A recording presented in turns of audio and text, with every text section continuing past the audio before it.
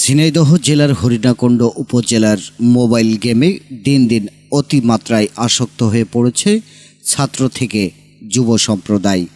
School college private বাদ দিয়ে বিভিন্ন দোকানে মোড়ে শহরের অলিতে গলিতে সংঘবদ্ধভাবে ফ্রি ফায়ার খেলে বিভিন্ন সরকারি প্রতিষ্ঠানের ফ্রি ওয়াইফাই ও ইন্টারনেটের প্যাকেজ কিনে নাওয়া খাওয়া বাদ দিয়ে ব্যস্ত হয়ে পড়েছে এইসব তরুণেরা। মোবাইলে যেমন ভালো দিক আছে তেমনি খারাপ দিকও রয়েছে। করোনা মহামারীর সময়ে স্কুল কলেজ লম্বা সময় বন্ধ থাকায় অনেকেই মোবাইলে আসক্ত হয়ে পড়েছে, তাদের মধ্যে তরুণেরাই অন্যতম। এর ফলস্বরূপ হিসেবে PUBG, free fire, Facebook, TikTok, internet, Instagram, Messenger, imo এখন তাদের ব্যস্ত সময় পার করার মূল মাধ্যম হিসেবে গড়ে উঠেছে। শিক্ষার্থীরা পড়ার টেবিল ছেড়ে ফ্রি ফায়ার ও পাবজি গেমের দিকে ঝুঁকে পড়েছে। এছাড়াও এখান থেকে একটি অংশ কিশোর গ্যাংয়ের দিকে ধাবিত হচ্ছে, এমনকি মোবাইল ডাটা কেনার জন্য বিভিন্ন অপকর্মের সাথে জড়িয়ে পড়েছে। অভিভাবকের কাছে সবথেকে বড় উদ্বেগের কারণ হয়ে দাঁড়িয়েছে। অভিভাবক, এলাকার মুরব্বী, শিক্ষক ও বড় ভাই কারোর কথাই তারা কর্ণপাত করে না।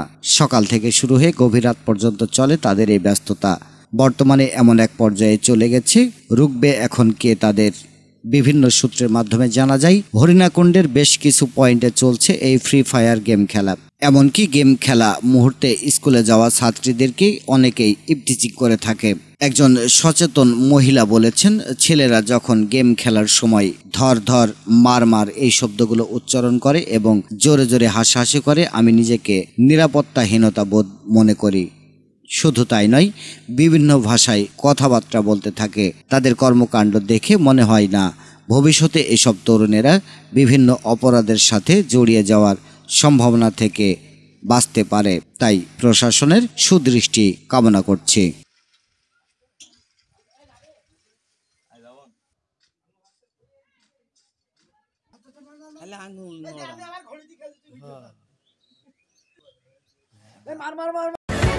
বাংলা ৭১ টেলিভিশন, সত্য প্রকাশে আপোষহীন।